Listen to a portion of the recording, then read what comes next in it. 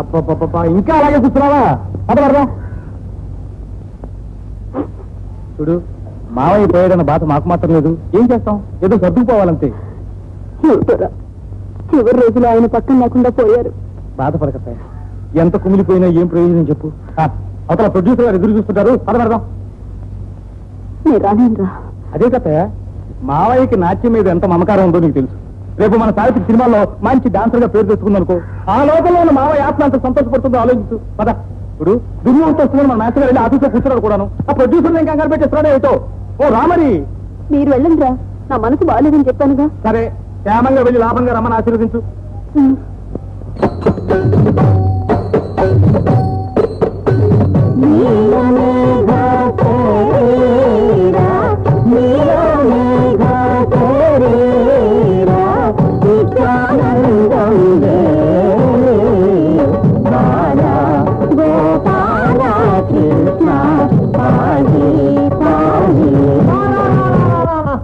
ఏమిటి సార్, తాళం ఏమైనా తప్పిందా?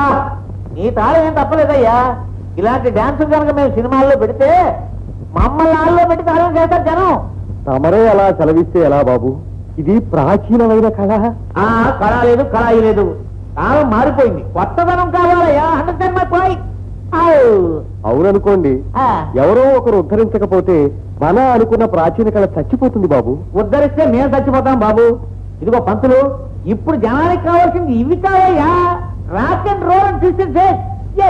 ఆ ట్విస్టులు షేకులు సంగతి సరేననుకోండి, అసలు అమ్మాయి సినిమాకి పనికొస్తుందంటారా లేదా? అదా, ఏ కోణం నుంచి చూసినా ఈ అమ్మాయికి ఉజ్వలమైన భవిష్యత్తు కనబడుతుందయ్యా. ఇదిగో ఈ పాతవాసన తప్ప. ఈ పాతవాసన సంగతి నాకు వదిలేయండి. మీకు కావాల్సిన డాన్సులు నేను నేర్పిస్తాను. నువ్వు నేర్పిస్తావా? అయితే ఈ అమ్మాయిని టాప్ హీరోయిన్ చేసే బాధ్యత నాది. అనదర్ థింగ్, ఓ పాతికి వెళ్ళి తెచ్చుకో, సహ నిర్మాతగా నీ పేరు కూడా వేయించి పెడతా.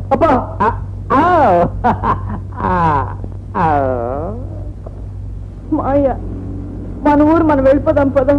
ఇక్కడ ఉండొద్దు. ఎందుకు సావిత్రి? ఆయన నా మొహం మీదే నా డాన్స్ బాగోలేదంటే నాకెంత ఏడుపు వచ్చిందో తెలుసా? నువ్వు ఊరుకో సావిత్రి. ఏమయ్యా భరతముని, కోటగారేసి మినపగారులు 4 సెక్రెట్లు లాగించేసి సినిమానికి పనికిరాని డాన్స్ అయ్యాను నేర్పేది బాబు. అరగంట సేపటి నుంచి తిట్టిన తిట్టు తిట్టకుండా, కొట్టిన చోట కొట్టకుండా కొట్టుకుంటూ వస్తున్నారు. నేను చేసిన తప్పేమిటి బాబు? నాకు వచ్చిందంతా మాయా మర్మం లేకుండా నేర్పాను ఆ అమ్మాయికి. అది మీకు నచ్చపోతే చెప్పండి, దాని ఖర్చులు కూడా మిమ్మల్ని డబ్బులు అడగను. నా పెట్టే నెత్తిని పెట్టుకుని నడి చక్కా పోతాను. ఏమిటి, మా చేత ఇంత డబ్బు ఖర్చించి నీ మాన నువ్వు పోతానంటావా? చూడు మాస్టర్, పిచ్చి పిచ్చి వేషాలు వేసి 60 మైల్ స్పీడ్ లో కారు పోనిచ్చి ఓ తోపు వస్తాను. బాబు బాబు బాబు, అంత పని మాత్రం చేయకండి. పిల్ల జల్లా గలవాడి బాబు.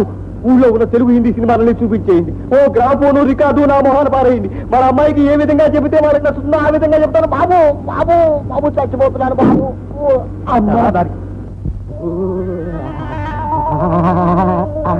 శేఖరా, షేకు ఒప్పుకున్నావుగా? షేకు అమ్మా, సావిత్రి త్వరగా రమ్మా, షేక్ కూడా నేర్పిస్తాను. తీసుకో అమ్మా. కాదమ్మా, ఐసు ముక్క తీసుకో. ఎందుకు? వేసుకో వేసుకో వేసుకో.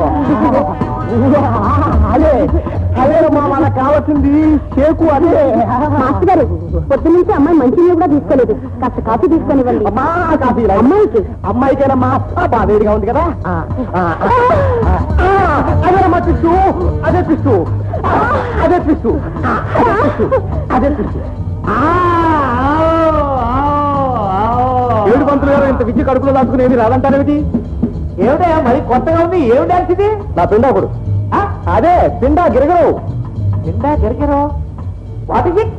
అదేనండి, తల్లి గర్భంలో పిండం ఎలా గిరగిరా తిరుగుతుందో దాన్ని ఆధారం చేసుకుని పాశ్చాత్యులు కనిపెట్టిన నృత్యమే ఈ పిండా గిరగరు.